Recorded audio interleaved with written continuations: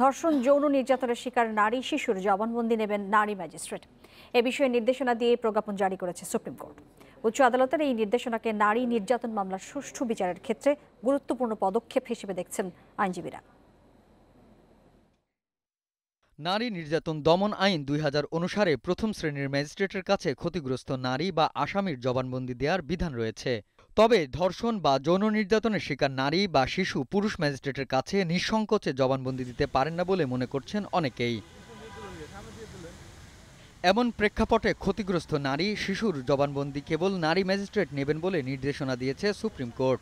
প্রধান বিচারপতির নির্দেশে সুপ্রিম কোর্টের রেজিস্ট্রার জেনারেল জাকির হোসেন সোমবার চিফ জুডিশিয়াল ম্যাজিস্ট্রেট ও চিফ মেট্রোপলিটন ম্যাজিস্ট্রেটদের এ নির্দেশনা পাঠান। একে স্বাগত জানিয়েছেন আইন পেশায় জড়িতরা। কিছু সিক্রেট কথা বলতে হয় যেগুলো সাধারণত পুরুষ ম্যাজিস্ট্রেটের কাছে খোলাসাভাবে সেগুলো বলতে পারে না, অনেক পার্টের ভায়োলেশনটা বলতে পারে না, কিভাবে হয়েছে সেগুলো সে বলতে পারে না, কিন্তু একজন মহিলা ম্যাজিস্ট্রেটের কাছে সে স্বাচ্ছন্দ্য বোধ করবে। সুপ্রিম কোর্ট বলছে সংশ্লিষ্ট জেলায় বা মহানগরীতে নারী ম্যাজিস্ট্রেট না থাকলে অন্য যোগ্য ম্যাজিস্ট্রেটকে এ দায়িত্ব দেওয়া যেতে পারে। নির্দেশনা অনুসরণে সমস্যা দেখা দিলে তা সুপ্রিম কোর্টের নজরে আনার কথাও বলা হয়েছে প্রজ্ঞাপনে। এখন এটাকে পার্টিকুলার করে দিয়েছে যে মহিলা ম্যাজিস্ট্রেট করবে, কারণ একটা ভিকটিম যখন এত ট্রমাটাইজড হয় তখনই কিন্তু ধর্ষণ থেকে আসছে, কিন্তু সে 48 আওয়ার্সের মধ্যে মেডিকেল করে তারপরে আপনার 22 ধারায় আসছে।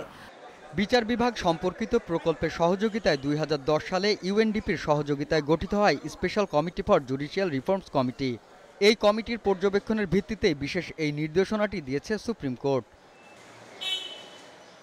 Ariful Islam Mithu, independent news, Dhaka.